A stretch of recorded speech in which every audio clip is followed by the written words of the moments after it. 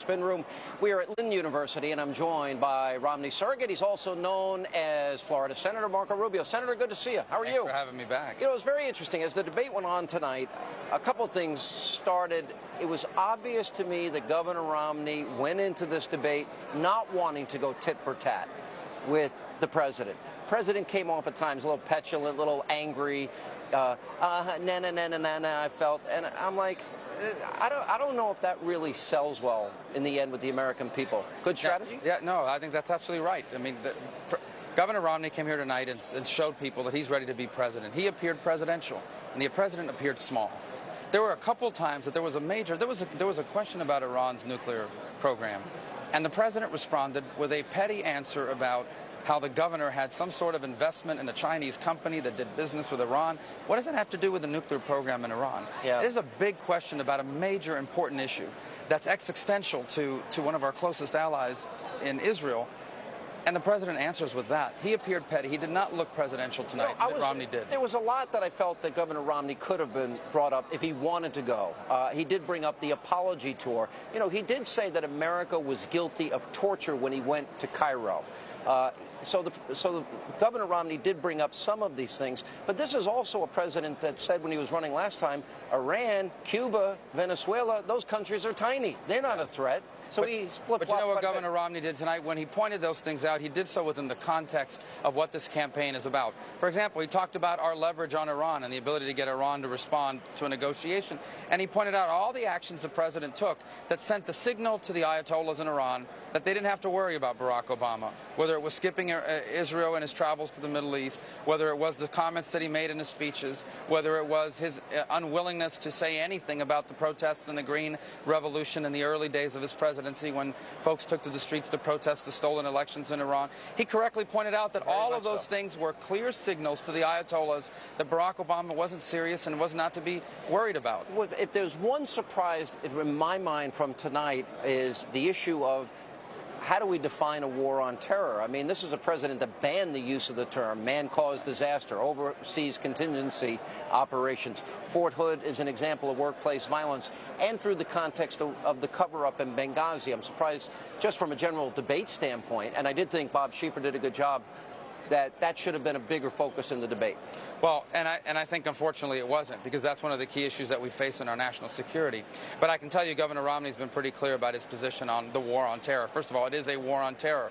You look at what's happening now where al-Qaeda is reconstituting itself in North Africa, and he talked about that tonight. In many countries, there are now 10 to 12 countries around the world where there wasn't fundamental Islamist terrorist groups in the past. They're now there. They've now reformed themselves in those countries.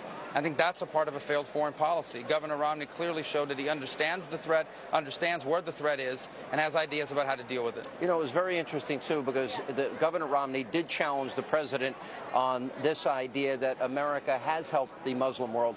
When President Obama went on his apology tour, he didn't point out that America has sacrificed in the Muslim world in places like Kuwait, Iraq, Afghanistan, Indonesia, Kosovo, just to name a few.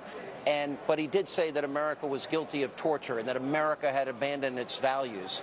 And that America dictated to people terms. And that was brought up tonight as well. That's right. You know, the president had this theory that you find a lot of times in the left and in academia, that the reason why the Middle East, that some folks in the Middle East hate us because they didn't like George Bush, or they just don't like because America's rude or America's mean to them. That's why they don't like us. It's absurd.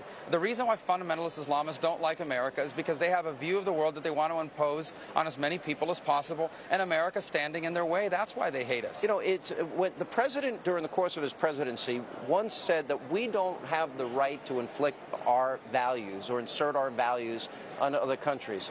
And when I hear that, I think, if America doesn't lead, who does? That's right. You know? That's absolutely right. I mean, a world without American leadership creates a vacuum that will be filled by really bad actors. The truth is America can't solve all the problems in the world. And increasingly the global issues have to be solved by a collection of countries that confront them. But those coalitions have to be put together and they have to be led. And only America can do so. And if you look at the principles America has fought for, they're actually principles that all people want. Freedom, liberty, respect for human rights, respect for women, respect for all life. These are American principles, but these are also principles of all humanity. When the president, during the course of his presidency, said that Iran does have the right to nuclear power, that he would negotiate without preconditions.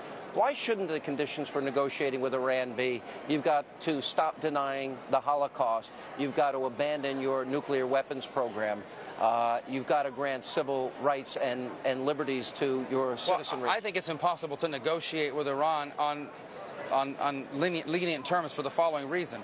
The leadership of that government has very clearly said that they want to wipe Israel off of the face of the earth. That's what they have said. They need to stop saying it before we negotiate. Not only that, they are a state sponsor of terrorism. So a country that's a state sponsor of terrorism and wants to wipe another country off the face of the earth can never have a nuclear capability. Yeah. Because they're going to use that nuclear capability to arm terrorists and to wipe out Israel. How could we possibly negotiate any sort of nuclear arrangement with them? The only arrangement is they don't have any nuclear capacity. At the end of the day, I saw a governor tonight that showed himself to be knowledgeable, presidential, above the pettiness of a president that was trying to score cheap political points. That's exactly right. I don't think that strategy will work for the president. I think he seemed desperate tonight. Tonight was a night to appear presidential. Yeah. President Obama did not. Only Mitt Romney on that stage tonight looked, spoke, and acted like a president. It's going to pay huge dividends. All right, Senator, always good to see you. Thank you for being with us.